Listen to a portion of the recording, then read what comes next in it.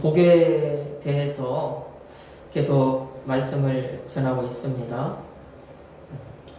먼저 이제 사람의 창조의 목적이 무엇인가, 복 주기 위해서다. 그리고 이제 그 하나님의 복 주시려는 계획이 첫사람에게 이제 실현이 되고, 그리고 그 복이 누구에게 이어지는지, 그리고 거기에 더해서 무엇을 통해 어떻게 이어지는지 여러분에게 지금 계속 말씀을 드리고 있습니다. 그래서 지금 뿌리는 창세기 1장인데 복에 대한 말씀을 드리다 보니까 오늘은 지금 이렇게 또 민수기까지 가서 복에 대해서 살펴보고 있네요. 자, 오늘은 제사장을 통해 복 주시는 하나님이라는 제목으로 여러분에게 말씀을 드리려고 합니다. 오늘 우리가 읽은 이 본문이 흔히 말하는 제사장의 축복 기도라고 하는 그러한 말씀이거든요. 그래서 제사장을 통해 복 주시는 하나님, 이렇게 말씀의 제목을 정했습니다. 자, 제목을 통해서 알 수 있듯이 하나님은요, 제사장을 통해서 복을 주시더라라는 것입니다. 그러면 이 시간에 하나님께서 제사장을 통해서 복을 주시는데 제사장에 무엇을 인해서 복을 주시는지, 그리고 주시는 그 복이 무엇인지 이제 이것을 말씀을 드리고, 결국에 이 제사장의 이 축복 기도가 오늘날 무엇으로 이어지냐면요, 우리 예배 마지막 시간에 제가 하는 축도라고 하는 축복 기도, 축복 기도가 이게 줄여 축도잖아요. 줄여서 축도와 이어진다라는 것. 그래서 이 축도가 얼마나 중요한가, 이것에 대해서 이제 말씀을 드리고 오늘 설교를 마치고자 합니다. 자, 다시 말씀을 드리지만 오늘 이 본문, 우리가 삼은 이 본문은 그 히브리 사람들에게는 제사장의 축복 기도라고 하는 그런 말씀으로 잘 알려져 있는 말씀이고, 우리도 그래서 사실 이 본문, 이 말씀, 이 본문을 가지고 굉장히 많은 이제 이 설교들이 행해지고 있는 그런 아주 복된 말씀입니다. 복된 말씀. 그런데 여기서 보니까 하나님께서 모세에게 이제 이 명령을 하시는데, 말씀을 하시는데 뭐라고 말씀을 하시느냐? 제사장에게 축복할 수 있는 권한을 줘라, 이렇게 말씀을 하시더라고요. 먼저 그 말씀이 오늘 우리가 읽은 본문 22절에서 23절 말씀이란 말이에요. 여호와께서 모세에게 말씀하여 이르시되 아론과 그의 아들들에게 말하여 이르되, 여기서 아론과 그의 아들들은 이제 1대 대제사장과 제사장들이잖아요. 그러니까 여기에서만 끝나는 것이 아니라 이제 여기서부터 시작이 돼서 이어지는 겁니다. 계속해서. 그래서 그 아들들에게 말하여 이르되 너희는 이스라엘 자손을 위하여 이렇게 축복하라, 이렇게 말씀을 하시더라. 너희는 이스라엘 자손을 위하여 축복하라. 너희는 이스라엘 자손을 위하여 축복하라. 하나님께서 이제 제사장에게 축복의 권한을 위임하겠다, 이렇게 말씀을 하시는 겁니다. 그래서 이 제사장이라고 하는 이제 이 출애굽 시대에 생긴 이 제사장 제도, 그리고 제사장 직분, 그 직분을 맡은 이 제사장들은 하나님을 대신해서 이스라엘 백성들을, 하나님의 백성들을 축복할 수 있는 권한을 부여받았다, 권한을 위임받았다. 누구에게로요? 하나님에게. 그래서 이제 이 사람들이 백성들을 축복하는 겁니다. 그래서 이렇게 시작된 이 제사장의 축복 기도가 오늘 우리가 보고 있는 본문에서 이제 성막 시대잖아요. 성막을 짓고 이동하는 텐트, 그리고 이 말씀이 쭉 이어져서 예수님 시대 이제 성전, 거기에서도 이렇게 축복 기도가 행해지더라라는 것입니다. 끊어지지 않고 이어지더라라는 것이죠. 계속 되는 것입니다. 그리고 그 축복의 권한, 제사장에게 위임하셨던, 하나님께서 위임하셨던 권한이 오늘날 이제 이 말씀에 근거하자면 이 강단에선 이 목사에게도 이렇게 위임이 되었다라는 것입니다. 그러니까 제가 여러분에게 예배 끝에 축복기도, 축도라고 하는 축복기도를 할 수 있는 겁니다. 이게 위임이 되지 않았다면 이건 월권이고 해서는 안 되는 일이고 하나님을 능멸하는 일이죠. 해서는 안 되는 일이죠. 그런데 이런 성경적 근거에 따라서 할 수 있다라고 했기 때문에 제가 하나님을 대신해서 이제 여러분을 축복할 수 있는 그런 여기서 그렇게 그 축복을 하는 것입니다. 자, 이게 바로 제사장의 축복 기도입니다. 그래서 성막시대 아론과 그의 아들들로부터 시작을 해서 오늘날까지도 이 축복의 기도가 이렇게 이어지고 있는데 그 제도는 하나님께서 만드셨다. 하나님께서 너희들은 축복해도 된다라고 그 축복의 어떤 권한을 위임을 주셨기 때문에 이렇게 축복 기도가 오늘날도 목사를 통해서 행해지고 있다. 그러면 이 축복 기도는 언제 이제 하게 되는가? 언제 하게 되는가? 말씀을 드리면 이 축복 기도는 당시에는 안식일 아침에 합니다. 안식일에. 오늘날은 언제예요? 주일날 합니다. 이 안식일에요. 매 안식일에 무슨 일이 있냐면 제사장, 성전에서 봉사를 하던 제사장과 이제 새롭게 성전에 들어가서 봉사를 해야 되는 제사장의 이런 어떤 임무, 직무 교대가 이루어져요. 이 아침에. 그 교대가 이루어지는데 교대를 마친, 그러니까 성전에서 일을 마친, 직무를 마친, 성전에서 하나님의 어떤 그 일을 마친 제사장들에 의해서 이제 이렇게 그 축복 기도가 이루어지는 것입니다. 잠깐 이제 이것에 대해서 좀 말씀을 드려볼게요. 성전 시대요. 제사장은 저 다윗에 의해서 어떻게 해요? 24반차라고 하는 제사장의 반차가 만들어집니다. 반차라는 얘기는 다른 거 아니에요. 제사장들이 이제 많아지잖아요. 아론과 그의 아들들은 몇 명 안 됐는데 그 이제 직계 가족들은 다 태어나자마자 뭐가 되는 거예요? 남자들은 다 제사장이 되는 겁니다. 그래서 제사장 가문이 되는 겁니다. 그의 자손들은. 그러다 보니까 사람이 많아지잖아요. 그런데 성전은 규모가 한정적이에요. 그러니까 이 제사장이 다 같이 들어가서 성전에서 일할 수 있습니까? 없습니까? 없단 말입니다. 그러니까 이제 다윗 시대부터 그거를 제사장을 24개로 쪼개는 거예요. 가문에 따라서. 그래서 24반차가 되는 겁니다. 그러니까 쉽게 말하면 제사장의 가문이 24가문이 되는 거예요. 그 24가문이 돌아가면서 한 주간씩 성전에서 봉사를 하는 거죠. 자, 한 반차가 대략 그러니까 1년에 2번 정도, 그죠? 1년 52주니까 2번, 어떤 가문은 3번까지 이제 하게 되는 겁니다.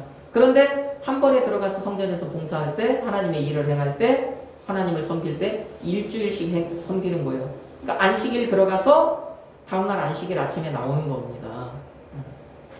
그러면 자, 다시 말씀을 드리지만 이 제사장이 너무 많았기 때문에 반차를 쪼갰는데, 자, 반차를 쪼갰어도 또 거기에서 이제 그 사람들이 불어나잖아요. 번성하잖아요. 그러니까 한 반차에만 해도 당시에 몇 명의 제사장들이 있었냐면 900에서 1000명이에요. 한 반차에. 그러니까 모아놓으면 어마어마한 거죠. 자, 그러니까 이 사람들조차도 한 반차 안에서도 성전에 들어가서 모두 다 성전에서 섬길 수 있을까요? 없는 겁니다. 없는 거예요. 그러니까 어떻게 하느냐? 제비를 뽑습니다. 자, 이번에 이제 이 반차가 성전에서 들어가서 섬기고 있단 말이에요. 그러면 다음에 들어갈 반차가 다 이 제사장들이 모여서 제비 뽑기를 하는 겁니다. 제비를 뽑아요. 그래가지고 몇 명이 선발이 되냐면 4명이 선발이 되는 거예요. 한 번에 4명의 제사장이 성전에 들어가서 봉사하는 거예요. 레위인 빼고 제사장. 봉사하는 레위인들 다 별도로 있고요.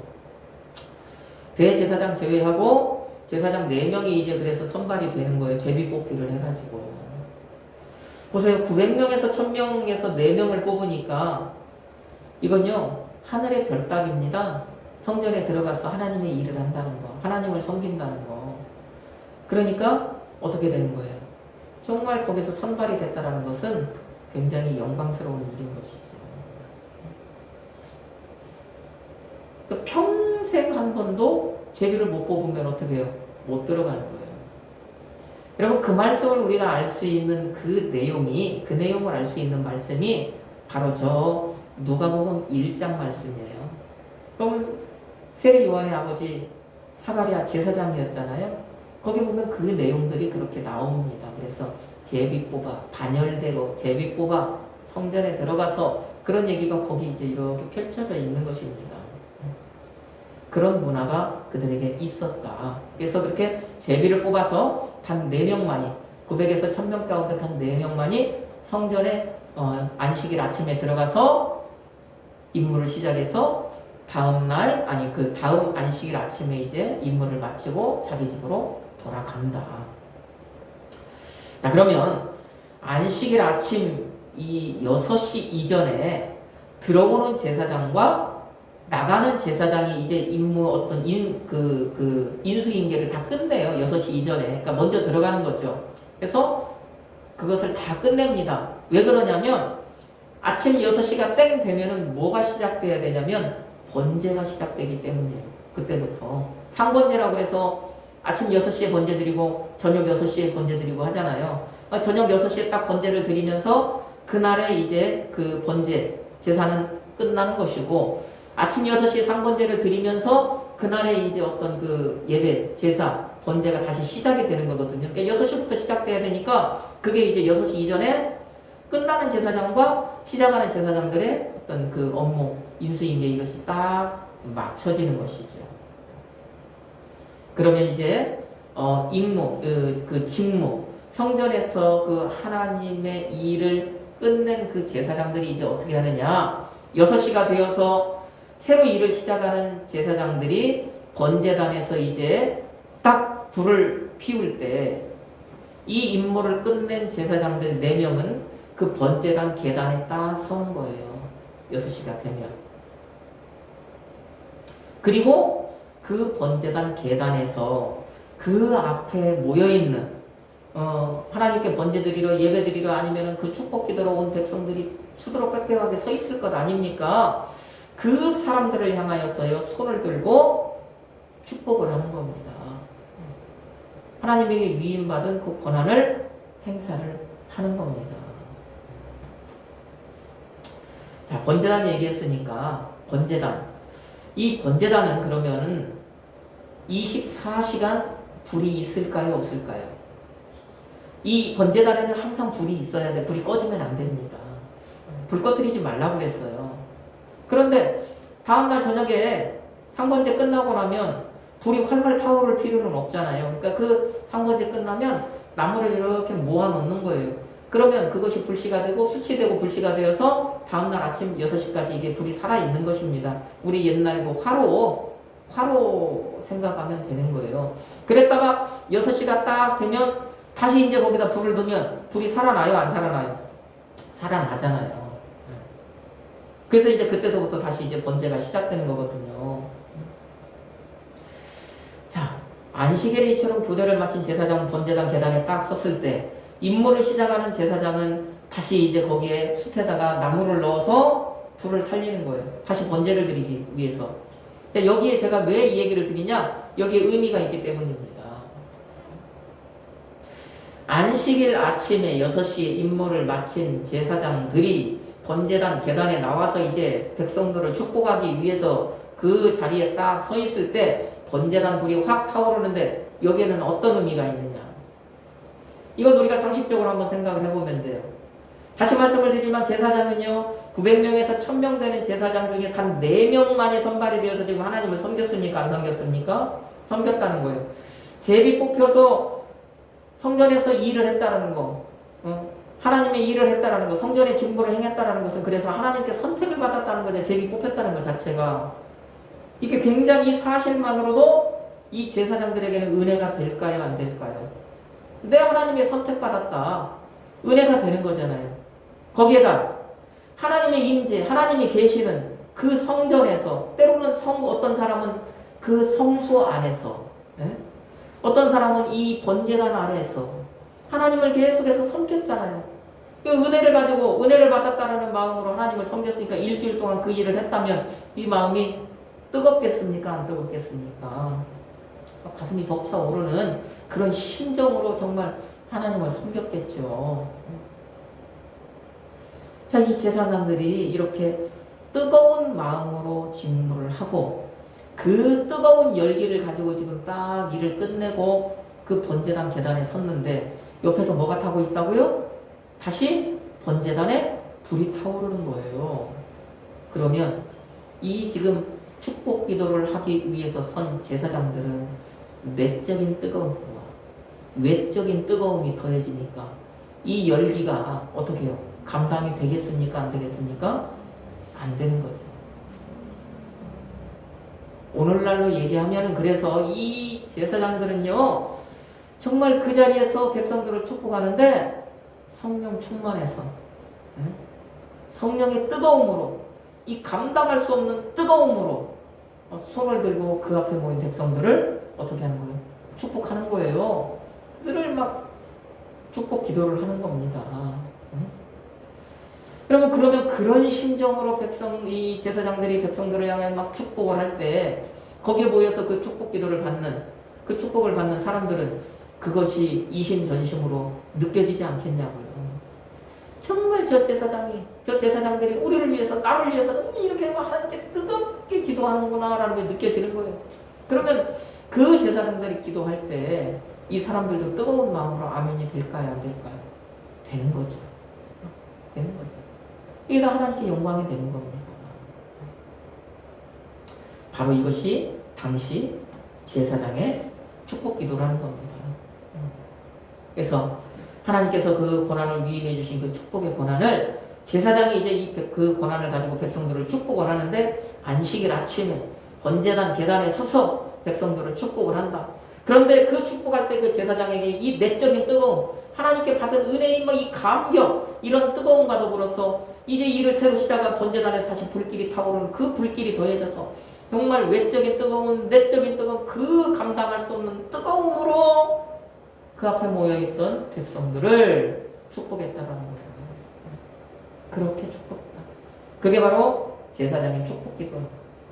이스라엘의 제사장과 백성은 일주일에 한 번씩 그렇게 안식일 아침에 만났고 축복하고 축복받았다. 오늘날 주일에 이 목회자가 목사가 여러분과 일주일에 한 번 만나는 거잖아요. 그렇죠? 당시 안식일에 만났던 것처럼 우리는 주님이 부활하신 주님의 날 이 아침에 이 자리에서 만나는 겁니다. 그리고 무엇을 통해서 그러면 여러분을 축복하는 거예요? 저는 마지막 축복 기도, 축도를 통해 여러분에게 그 축복 기도를 행하는 겁니다.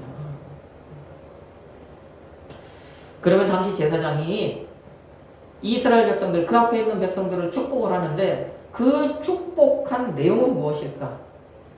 거기는 세 가지 핵심적인 내용이 있습니다. 그것은 오늘날과 동일한 거예요. 동일합니다.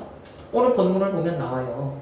24절에서 26절 말씀 안에 들어있습니다. 이 말씀 한번 같이 한번 읽어봅시다.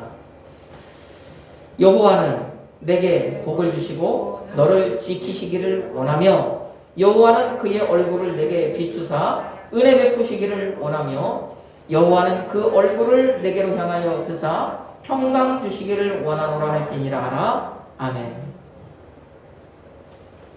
뭡니까? 24절 말씀. 너를 복을 주시고는 일단 옆으로 조금 치워놓고 이거는 큰 의미예요. 너를 복을 주시. 이 복 안에 이 나머지 것들이 들어 있습니다. 그 다음에 뭡니까? 24절. 너를 지키시기를 원한다라는 겁니다. 너를 지키시기를 원한다. 첫 번째. 그 다음에 25절. 은혜 베푸시기를 원하며 라고 있죠. 그 다음에 세 번째 26절. 평강 주시기를 원하노라 라는 거예요. 지키시기를 원하며 은혜 베푸시기를 원하며 평강 주시기를 원하노라. 이 세 가지가 합해서 앞에 복 주시기를 원한다. 그 복이 되는 겁니다. 하나님께서 복을 주시는데 너희에게 어떤 복을 주시기를 내가 지금 축복하느냐? 하나님께 기도하느냐? 너희를 지키시기를 원하고 너희에게 은혜 주시기를 원하고 너희에게 평강 주시기를 원한다. 그겁니다. 세 가지 내용이에요. 자, 이렇게 23절에 이렇게 축복하라고 그랬잖아요. 이렇게 축복하라. 그러니까는 하나님께서는 이 제사장들에게 축복의 권한을 주셨는데 그 대신 이렇게 축복해야 된다라고 하는 단서를 주신 겁니다. 그러면 단서를 주셨다는 것은 하나님께서 딱 어떤 정해놓으신 범위가 있다라는 거죠. 그게 있다라는 겁니다. 반드시 이렇게 축복해라. 그 축복의 권한에 하나님이 정해놓으신 어떤 내용이 있다라는 것. 이 내용은 들어가야 된다. 그게 바로 24절 너를 지키시기를 원하며 그 다음에 25절 은혜 베푸시기를 원하며 그 다음에 26절 평강 주시기를 원하노라 라는 겁니다. 그런데 자 우리 지금 가지고 있는 개정 성경 보면 원하며 원하노라 이렇게 되어 있잖아요. 자 그러니까 이것을 우리가 볼 때는 제사장이 하나님께 이 사람들에게 이런 복을 좀 주십시오라고 간구하는 것처럼 보이잖아요. 간절히 기도하는 것처럼 보이잖아요. 그런데 제가 서두에 말씀을 드리기를 제사장은 축복의 권한을 부여받았다라고 했습니까? 부여받지 않았다라고 했습니까? 부여받았어요. 축복의 권한을 부여받았다는 건 선포하는 거잖아요. 명령하는 거잖아요. 선포하는 거잖아요. 그러면 그 선포하는 것을 하나님께서 들으시고 그대로 행하신다고 그랬잖아요. 27절의 말씀에서. 그런데 여기로 보면은 간절히 그냥 좀 주셨으면 좋겠습니다. 이렇게 좀 해주시면 안 될까요? 이런 내용처럼 보인단 말이에요. 우리 성경에는 그렇게 돼 있어요. 그런데 이것은 번역상의 문제이다. 그래서 원어를 그냥 그대로 좀 직역을 해서 보자면 이것이 다 아직 미완료형이기 때문에 우리 성경은 미완료형을 원하노라 이렇게 번역을 한 것이고 이것을 그냥 그 히브리 사람들의 관점에서 이것을 번역을 해보자면 이걸 제가 그냥 말씀을 드릴게요. 주님께서는 그대에게 복을 내리시고 그대를 지켜주시리라 라고 하는 거예요. 그 다음에 그대에게 은혜를 베푸시리라 이렇게 되는 겁니다. 미완료형이니까 아직 시작 안 했으니까. 그 다음에 또 그대에게 샬롬 평강을 어떻게 해요? 베푸시리라 이렇게 되는 겁니다. 그러니까 간구하는 것처럼 우리 성경에는 번역이 되어 있지만 이것은 간구는 아니다. 선포다. 선포했다. 하나님은 27절에서 그들이 이같이 내 이름으로 이스라엘 자손에게 축복할지니 그랬잖아요. 이 축복할지니라고 하는 히브리어 동사 숨이라는 말에 명령하다라는 의미가 있단 말이에요. 그러니까 이스라엘 이 제사장이 이렇게 백성들을 향하여서 축복 기도한다라는 것은 이렇게 명령한다라는 얘기입니다. 다시 말하면 이렇게 선포한다라는 얘기입니다. 27절 말씀에 보면 이렇게 선포하면 내가 그것을 듣고 그대로 행하겠다 그렇게 하나님 말씀하신 거예요. 자, 그래서 이 문제는 잠깐 이렇게 말씀을 드리고 그러면 그 핵심 내용 세 가지 딱 보니까 뭐다? 보호와 은혜와 평강이다. 보호와 은혜와 평강이다. 너희들은 백성들을 위하여 축복할 때 꼭 이 세 가지를 축복해야 된다라고 하나님이 말씀을 하신 겁니다. 그래서 이 내용을 가지고 백성들을 축복하는 거예요. 왜? 그러면 이것이 하나님께서 이런 단서를 딱 달아놓으셨다면 이게 사람들에게 있어서는 매우 중요한 것, 가장 중요한 거라는 얘기잖아요. 여러분 왜 이 하나님께서 너를 지키시리라라고 하는 이것이 왜 중요합니까?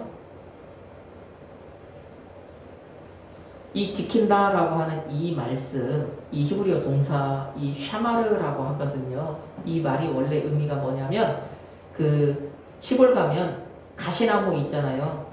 그냥 우리 시골 가면 탱자나무 같은 거 있잖아요. 그런 가시나무로 나를 위해서 내 주위의 울타리를 뺑 가시나무로 둘른다는 뜻이에요. 이게 너를 보호하시기를 원하노라 라는, 너를 지켜주시기를 원하노라 라는 의미입니다. 그러니까 하나님께서 너를 어떻게 하신다는 거예요? 하나님께서 너의 보호자가 되신다는 거예요. 가시 울타리처럼. 그때 가시 울타리, 지금으로 말하면 그 어떤 것으로도 뚫을 수 없는 방어막, 이런 의미가 되겠죠. 현대니까. 당시의 관점에서는 그 어떤 것도 들어올 수 없는, 어떤 짐승도 들어올 수 없는 가시 울타리, 빽빽한 가시 울타리. 예. 그 가시 울타리가 하나님이 가시 울타리가 되어서 너를 어떻게 하신대요? 보호하신다는 거예요. 하나님이 그렇게 해주시기를 내가 원하노라 하면서 선포하는 겁니다. 그러면 하나님께서 어떻게 하신다는 거예요? 그래, 네가 그렇게 기도했으니까 내가 그 기도 듣고 내 자녀들, 내 백성 내가 가시 울타리가 되어줄게. 못된 짐승에게서 그들을 보호하여 줄게. 하나님이 행동하신다는 겁니다. 행동하신다.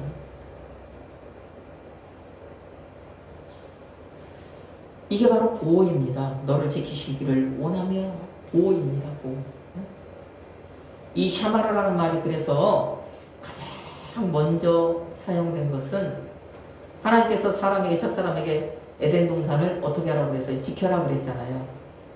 거기에서 가장 먼저 사용이 되었고, 저 창세기 2장에서 그 이제 하나님이 사람에게 하신 것이고, 하나님 입장에서 볼 때는 사람이 이제 타락을 했을 때 하나님이 그 사람들을 에덴 동산에서 딱 내보내시고 저 에덴 동산 생명나무로 가는 그 길목을 이제 두루 도는 화염검과 천사들을 딱 통해서 그걸 어떻게 했어요?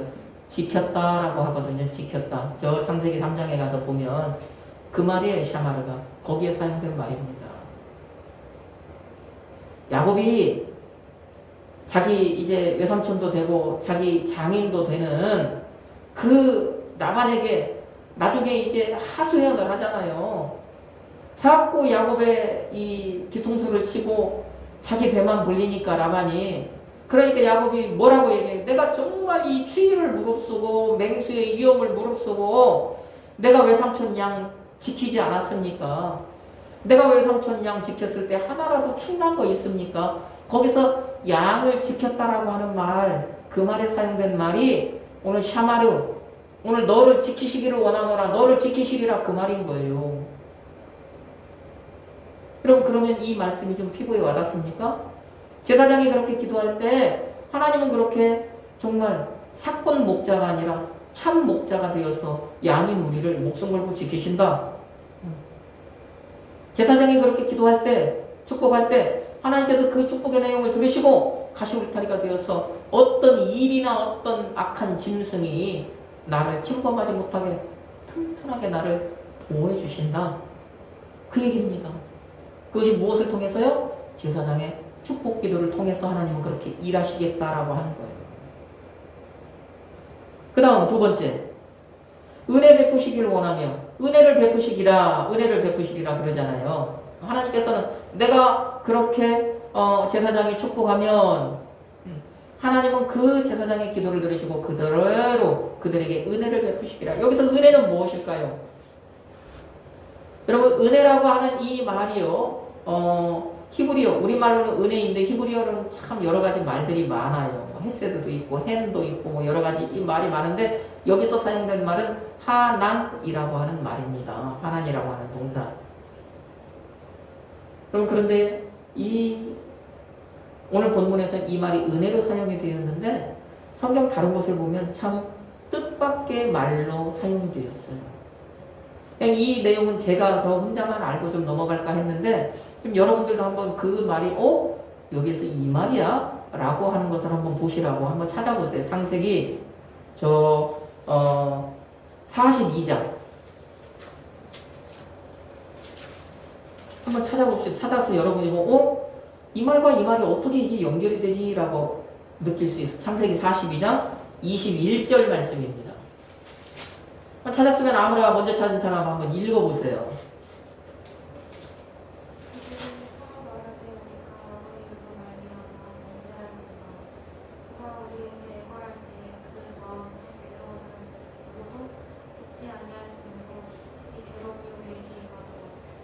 자, 이 내용이 뭡니까?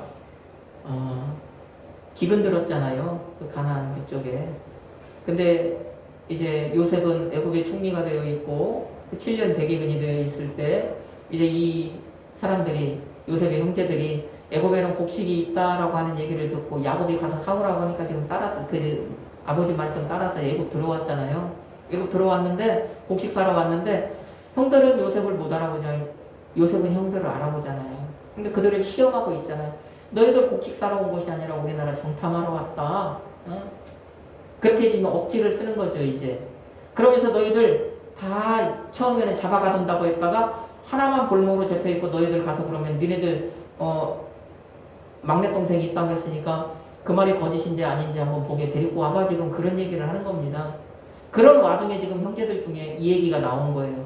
여러분 여기에서 오늘 은혜를 베푸시리라 라고 사용이 된 그 말로 사용이 된 이 히브리어 하나는 어떤 말일까요? 네? 거기 보면 애걸할 때에 그러잖아요. 애걸하다. 애걸하다. 여러분 이게 은혜랍니다. 애걸하다 은혜 이게 잘 연결이 안 되는 것 같잖아요. 여러분 내가 애걸한단 말이에요. 제가 누구에게 애걸을 해요. 그 애걸하는 그 소리, 애걸이란 뭡니까? 정말 애처롭게 한절이 뭔가를 원하는 거잖아요. 그렇게 내가 애걸을 할 때 그 사람이 들어주면 은혜겠습니까? 은혜가 아니겠습니까? 그 사람이 내 애걸하는 소리를 들어주면 그게 은혜가 되는 거잖아요. 안 들어주면 은혜가 안 되는 거잖아요. 자, 그런 의미를 가지고 오늘 제사장이 그렇게 축복 기도를 할 때, 그렇게 축복 기도를 하면, 여호와께서 너희에게 은혜를 베푸시리라 이렇게 기도하면 내가 그러면은 그대로 제사장이 기도한 대로 은혜를 베풀겠다 하는 얘기는 다른 말로 하면 누군가 정말 세상 살아가면서 당시에도 살아가면서 어려운 일, 힘든 일, 정말 누군가를 붙잡고 하소연해야 될 일이 생겨요, 안 생겨요? 생긴다라는 거예요. 그렇게 하소연할 일이 생겼을 때 그런 하소연을 하나님께서 들어주시겠다, 안 들어주시겠다? 들어주시겠다라는 거예요. 그게 은혜 아닙니까? 내 정말 어디에도 말할 수 없는 그 얘기를 정말 이 하소연을 하나님이 들어주신다는 거예요. 들어주신다는 건 뭐 해결해 주신다, 안 해결해 주신다. 해결하시겠다는 거잖아요. 이게 은혜 아니겠냐고요. 여기서 은혜란 바로 그런 얘기입니다. 하나는 은혜. 제사장이 하나님 제발 이 백성들 누군가 정말 살다가 그렇게 애걸하는 사람이 있을 수 있습니다. 애걸하는 때가 있을 수 있습니다. 그때 하나님께서 그 애걸하는 소리를 들어주십시오라고 선포할 때, 들어주실 것이다 라고 선포할 때 하나님은 그것을 듣고 그 누군가 그렇게 애걸을 할 때 불쌍히 여기시고 그에게 자비를 베푸시겠다고 하시는 거예요. 여러분 이게 바로 제사장의 축복기도의 두 번째 은혜를 베푸시리라 라는 말씀입니다. 세 번째 평강이잖아요. 평강은 히브리어로 샬롬입니다. 우리가 많이 사용하는 샬롬. 샬롬에는 평화라는 뜻이 있어요. 평화. 그래서 성경에서도 평화라는 말로 사용이 돼요. 다른 곳에서 보면. 여러분 이 평화, 누구와의 평화를 얘기하는 것이겠습니까? 가장 큰 의미는 하나님과의 평화겠죠. 여러분 하나님께 첫사람을 창조하셨을 때 그 첫사람과 하나님 사이에는 평화가 있었어요? 없었어요? 있었잖아요. 그 첫사람이 에덴 동산에서 하나님을 정말 하나님과 친근하게 지낼 때 그때는 하나님과 사람 사이에 평화가 있었단 말이에요. 평화로운 때를 살았단 말입니다. 그런데 사람이 악을 선택했잖아요. 그러므로 말미암아 하나님과 평화가 깨졌어요? 안 깨졌어요? 깨졌다라는 얘기예요. 그때 하나님께서 먼저 손을 내밀어서 가죽옷을 지어 입히시면서 하나님께서 사람과 어떻게 했어요? 다시 평화를 회복하셨어요. 크게는 이제 그 예수 그리스도를 통해서 하나님께서 사람과 이렇게 그 평화를 회복하실 것을 예표로 보여주시는 그 사건이었잖아요. 자, 그런데 크게는 어쨌든 그렇게 이제 이 평화로운 하나님께 우리가 하나님과 평화로운 상태가 되었다고 해도 우리는 죄악된 세상에서 죄악된 모습으로 아직은 살아가고 있기 때문에 삶을 살다가 보면 순간순간 하나님이 싫어하는 악을 선택하며 살 때가 있습니까? 없습니까? 선택한다는 거예요. 그러면 그 순간 하나님과의 어떤 평화가 다시 깨져요? 안 깨져요? 깨지는 겁니다. 자, 그런 상황 속에서 제사장이 지금 하나님께서는 너희에게 샬롬을 주실 것이다. 제사장이 지금 오늘 축복 기도하잖아요. 하나님, 만약에 사람이 범죄하였을지라도 하나님과 평화를 깨뜨렸을지라도 다시 그와 샬롬 하십시오라고 이렇게 기도할 때, 그것을 선포할 때 하나님, 그래, 너희들이 또 이런 잘못 저질렀지. 내가 옛날 같았으면은 용서하지 않고 선은 선으로 정말 악은 악으로 그렇게 갚았을 거야. 그런데 제사장이 그렇게 기도하네. 그래, 내가 네가 이렇게 악을 행했을지라도 내가 너 선으로 갚아줄게. 너와 맺은 이 평화를 깨트리지 않을게. 너와 계속해서 내가 평화할게. 하나님 이렇게 하신다는 거예요. 여러분, 제사장의 축복기도 속에는 지금 이런 내용들이 들어있는 것입니다. 성경시대. 오늘날 여러분 예배의 끝에 이 목사의 축도에도 이런 의미가 지금 들어있는 겁니다. 우리 주 예수 그리스도의 은혜와 아버지 하나님의 사랑과 성령의 교통하심이 라고 하는 이 축도 자체는 고린도후서 13장 13절 말씀이에요. 그 말씀을 근거로 축도를 하는 겁니다. 그런데 그 기도의 의미 속에는 이런 의미, 하나님께서 너희를 지켜주실 것이다.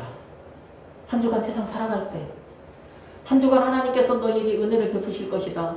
네가 한 주간 살아갈 때 정말 애걸하고 정말 어디엔가 무엇인가 하소연할 때가 있을 때, 하나님께 그런 하소연을 할 때 하나님께서 너 그 하소연 들어 응답해 주실 것이다.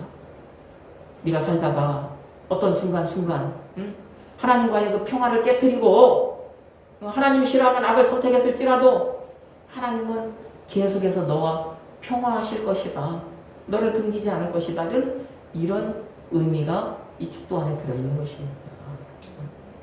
그래서 당시 제사장의 기도도 축도도 축복 기도도 선포잖아요. 오늘 그래서 이 예배 우리 마지막에 하는 이 축도도 그래서 선포인 것입니다. 여러분, 그 목사의 축도는요, 그냥 예배의 어떤 끝이다, 끝을 알리는 신호가 아닌 거예요. 여기에는 여러분이 세상 속에서 이제 나가서 살아가야 되지, 예배 끝에 이제 세상으로 들어가는 거잖아요, 다시. 그 세상 속에 들어간다는 것은, 여러분 세상에는 뭐가 있을지 여러분 압니까? 여러분 앞날에 뭐가 있을지 압니까? 미래에 어떤 사건이 펼쳐질지 압니까? 모르잖아요. 세상에서 어떤 일이가 여러분 앞에 도사리고 있을지요. 세상에서 여러분이 어떤 어려운 일을 만날 수 있을지 모르잖아요.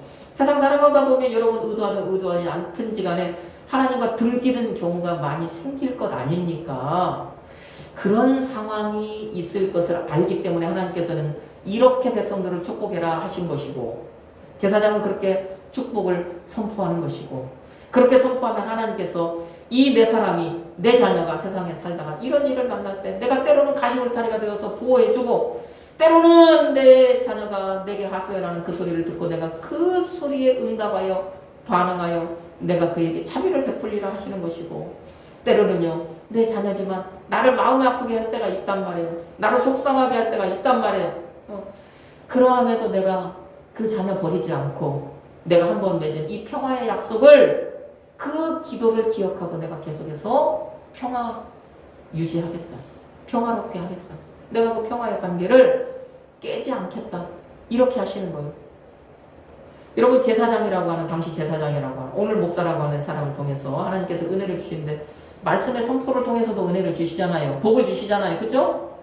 하나님의 말씀을 제가 입으로 지금 이렇게 대언하는 거, 이 말씀을 통해서도 여러분에게 복을 주시는데, 오늘 이제 핵심 포인트는 축도라고 하는, 축복 기도라고 하는 거잖아요.